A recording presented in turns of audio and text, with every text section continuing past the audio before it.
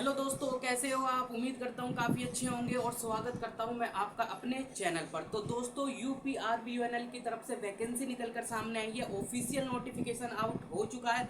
Notification के according क्या क्या नोटिफिकेशन में मेंशन किया है, ये तो इन सभी पर हम डिटेल से बातें करने वाले हैं। तो दोस्तों, वीडियो को स्टार्ट करते हैं। सबसे पहले बात करेंगे कि आपके जो एप्लीकेशन फॉर्म है ये किस डेट से स्टार्ट हो रहे हैं। अगर डेट की हम बात करते हैं तो 6/9/2022 से आप फॉर्म फिल कर सकते हैं। लिंक एक्टिवेट हो जाएगा। लास्ट डेट जो रखी गई है वो रखी गई है 6/10/2022, यानी आपको एक मंथ दिया जाएगा इस फॉर्म को फिल करने के लिए।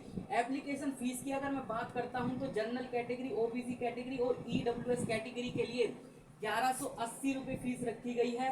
एससी और एसटी कैटेगरी के लिए 826 रुपये फीस है और पीएच कैंडिडेट को 12 रुपये एप्लीकेशन फीस चार्ज देना होगा। इसके बाद बात करते हैं एज लिमिट की। तो मिनिमम एज आपसे मांगी गई है 21 साल। तो मिनिमम एज आपकी 21 साल होनी चाहिए और जो मैक्सिमम होगी वो आपकी 40 साल हो सकती है जनरल कैटेगरी वाले स्टूडेंट के लिए। इसके अलावा जो आपकी एज काउंट होगी वो होगी 1/7/2022 से। इसका मतलब है कि 1/7/2022 तक आप 21 साल के हो जाने चाहिए और 40 साल से ऊपर ना हो। ये बात आपको ध्यान रखनी है। एससी और एसटी के लिए 5 ईयर का एज रिलैक्सेशन देखने को मिलेगा, जैसे हर एग्जाम में मिलता है। इसी तरह ओबीसी कैटेगरी के जो स्टूडेंट हैं इनको 3 ईयर का एज रिलैक्सेशन देखने को मिलेगा। वैकेंसी डिटेल की बात करते हैं तो टोटल नंबर ऑफ वैकेंसी हमारी 33 है। अनरिजर्व कैटेगरी के लिए 12 है, ओबीसी के लिए 9 है, ईडब्ल्यूएस के लिए 3 है और एससी के लिए 7 है। एसटी के लिए कोई वैकेंसी इसमें नहीं है, लेकिन वो अनरिजर्व कैटेगरी से फॉर्म फिल कर सकते हैं। बात क्लियर हो गई।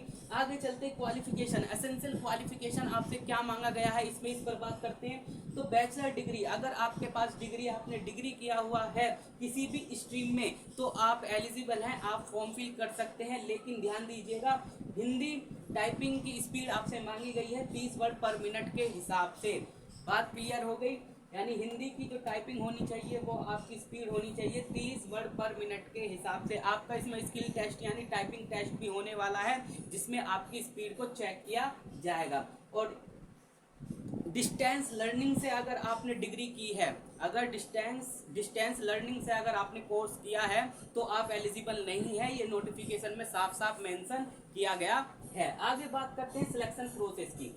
तो सिलेक्शन प्रोसेस क्वालिफिकेशन हम आपको बता चुके हैं। सिलेक्शन प्रोसेस की अगर मैं बात करता हूं तो इसमें आपका सबसे पहले सीबीटी होगा, कंप्यूटर बेस्ड टेस्ट होने वाला है। इसके बाद आपका टाइपिंग टेस्ट होगा और फिर इसके बाद आपका डॉक्यूमेंट वेरिफिकेशन हो जाएगा। अगर सीबीटी की बात करते हैं तो सीबीटी जो है हमारा ये 2 पार्ट में डिवाइड होगा, पार्ट 1 और पार्ट 2 में।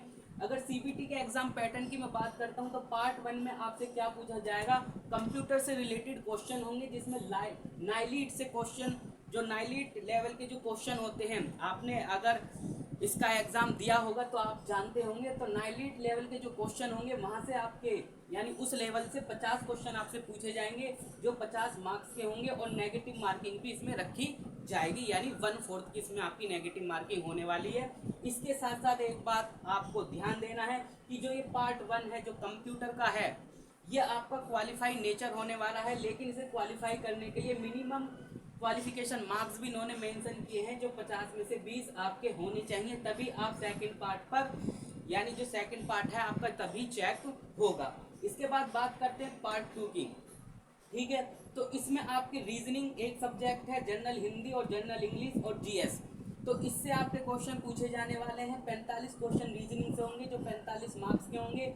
जनरल हिंदी की बात करें तो 55 और 55 मार्क्स के। जनरल इंग्लिश की बात करते हैं तो 55 क्वेश्चन यहाँ से होंगे, जो 55 मार्क्स के होंगे। और जीएस आपके 25 क्वेश्चन पूछे जाएंगे, जो 25 मार्क्स के होने वाले हैं। बात क्लियर है। तो इसमें आपके जो हमारा जो सीबीटी होगा, इसका जो एग्जाम पैटर्न है, ये टोटल आपका जो पार्ट सेकंड है 180 मार्क्स का होगा और आपका 20 मार्क्स किसके, कंप्यूटर के, या मैं आपसे कहूँ 50 मार्क्स का आपके कंप्यूटर से रिलेटेड क्वेश्चन पूछे जाएंगे। इसमें आपको 3 घंटे दिए जाएंगे, ये बात आपको ध्यान रखनी है। तो 3 घंटे में ये आपको क्वेश्चन पेपर को सॉल्व करना होगा।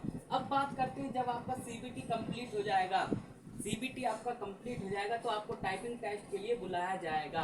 अगर आप क्वालिफाई करते हैं टाइपिंग आपका CBT, तब आपको टाइपिंग टेस्ट के लिए बुलाया जाएगा। टाइपिंग टेस्ट या मैं आपसे कहूँ स्किल टेस्ट, तो स्किल टेस्ट के लिए कितने गुना स्टूडेंट को बुलाया जाएगा, तो एक सीट पर 3 स्टूडेंट को बुलाया जाएगा। ये बात आपको ध्यान रखनी है। क्लियर हो गई। इसमें आपसे हिंदी की टाइपिंग मांगी गई है, 30 वर्ड पर मिनट के हिसाब से होनी चाहिए। अगर आप इसे क्वालिफाई करते हैं तभी आप एलिजिबल होंगे, यानी आपको जॉब मिलेगी, अदरवाइज नहीं मिलेगी। तो टाइपिंग आपको क्वालिफाई करनी होगी। 30 वर्ड पर मिनट के हिसाब से आपकी हिंदी में होनी चाहिए और इंग्लिश में आपकी 35 वर्ड पर मिनट के हिसाब से होनी चाहिए। अब यहाँ पर इंग्लिश क्यों मांगा गया, देखिए इन्होंने साफ साफ मेंशन किया है नोटिफिकेशन में, अगर आप हिंदी की टाइपिंग करते हैं 30 वर्ड पर मिनट के हिसाब से तो आप क्वालिफाई हो जाएंगे और आपको डॉक्यूमेंट वेरिफिकेशन के लिए बुलाया जाएगा। अगर आप कंप्यूटर बेस्ड टेस्ट को पहले क्वालिफाई करते हैं, उसके बाद आप स्किल टेस्ट पे पहुंचते हैं, तो आपको डॉक्यूमेंट वेरिफिकेशन के लिए बुलाया जाएगा। लेकिन इंग्लिश की टाइपिंग अगर आप करते हैं साथ में, हिंदी की तो आपने करी 30 वर्ड पर मिनट के हिसाब से, अगर आप इंग्लिश की भी टाइपिंग करके दिखाते हैं 35 वर्ड पर मिनट के हिसाब से, तो आपको 20 मार्क्स दिए जाएंगे। कहने का मतलब ये है, अगर आप दोनों की टाइपिंग करके दिखाते हैं तभी आपको 20 मार्क्स दिए जाएंगे। अगर आप हिंदी की टाइपिंग को करके दिखाते हैं 30 वर्ड पर मिनट के हिसाब से जो इन्होंने मांगा है नोटिफिकेशन में, तो आपको क्वालिफाई किया जाएगा, 20 नंबर आपको नहीं दिए जाएंगे। ये बात आपको ध्यान रखनी है। अब देखिए, आपका CBT हो गया, टाइपिंग टेस्ट हो गया, और आपका ये भी हो गया, क्या कहते हैं, कंप्यूटर से रिलेटेड क्वेश्चन भी पूछे गए। तो ये बात आपको ध्यान रखना है, जो आपका फाइनल सिलेक्शन होगा वो जो कंप्यूटर से रिलेटेड 50 क्वेश्चन है, इसका कोई भी लेना देना नहीं होने वाला है, कोई इफेक्ट नहीं पड़ेगा आपका। जो आपकी फाइनल मेरिट बनेगी वो बनेगी इन 180 मार्क्स में से प्लस 20 मार्क्स ये जो आपके टाइपिंग टेस्ट हैं, तो 200 मार्क्स में से आपकी फाइनल मेरिट बनने वाली है। ये बात आपको ध्यान रखनी है। इसके आगे चलते हैं। जैसे आपकी फाइनल मेरिट आप सिलेक्ट हो जाते हैं तो डॉक्यूमेंट वेरिफिकेशन के लिए आपको बुलाया जाएगा। तो डॉक्यूमेंट वेरिफिकेशन के लिए 1.5 गुना स्टूडेंट को बुलाया जाएगा, और कहाँ पर बुलाया जाएगा, लखनऊ में। तो आपका जो डॉक्यूमेंट वेरिफिकेशन है और आपका जो टाइपिंग टेस्ट है वो दोनों आपके लखनऊ में होंगे। आगे बात करते हैं एग्जाम सेंटर। जो आपका CBT होगा, इसका एग्जाम सेंटर क्या रखे गए हैं, तो लखनऊ, प्रयागराज, कानपुर, वाराणसी, मेरठ, गाजियाबाद, ग्रेटर नोएडा। तो यहाँ पर आपके एग्जाम सेंटर होने वाले हैं। टाइपिंग टेस्ट और डॉक्यूमेंट वेरिफिकेशन में आपको बता चुका हूँ कि आपके लखनऊ में होंगे। रिजर्वेशन सर्टिफिकेट की अगर मैं बात करता हूँ, देखिए EWS कैटेगरी से फॉर्म फिल किए जाते हैं, OBC कैटेगरी से फॉर्म फिल किए जाते हैं, तो इनका सर्टिफिकेट होता है रिजर्व सीट लेने के लिए। तो इनका जो सर्टिफिकेट होना चाहिए वो बना होना चाहिए 31/3/2022 से बाद का। अगर इससे पहले का अगर आपके पास सर्टिफिकेट है तो आप नया बनवा लीजिए, नहीं तो आपको रिजर्व सीट नहीं मिलेगी, अनरिजर्व कैटेगरी से फॉर्म फिल करना होगा।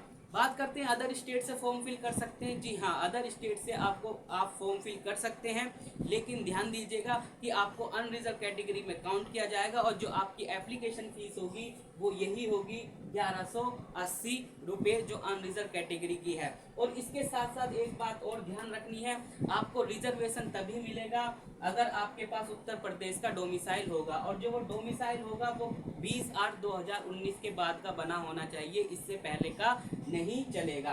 फाइनल ईयर स्टूडेंट की बात करते हैं जो अपेयरिंग में होंगे, तो इनके बारे में बात करते हैं। तो इसमें साफ साफ मेंशन किया गया है नोटिफिकेशन में, अगर आप जिस समय अप्लाई कर रहे हैं फॉर्म, तो उस समय आपके पास सभी एसेंशियल क्वालिफिकेशन होनी चाहिए, तभी आप एलिजिबल होंगे। सर्टिफिकेट होने चाहिए, एज आपकी होनी चाहिए कंप्लीट, यानी 40 साल से आप ऊपर ना हो, 21 साल से छोटे ना हो। तो ये सभी आपके जब आप फॉर्म अप्लाई कर रहे हों तब कंप्लीट हो जानी चाहिए, यानी आपकी जो क्वालिफिकेशन है। तो दोस्तों, उम्मीद करता हूँ मैंने आपको अच्छी तरह समझाया है, आपको समझ में भी आ गया होगा। तो दोस्तों, मिलते हैं नेक्स्ट वीडियो में। अगर फिर भी कोई डाउट रह जाता है आपका तो आप कमेंट बॉक्स में कमेंट कर सकते हैं, मैं आपके सभी कमेंट का रिप्लाई आपको ज़रूर दूंगा। तो दोस्तों, मिलते हैं नेक्स्ट वीडियो में।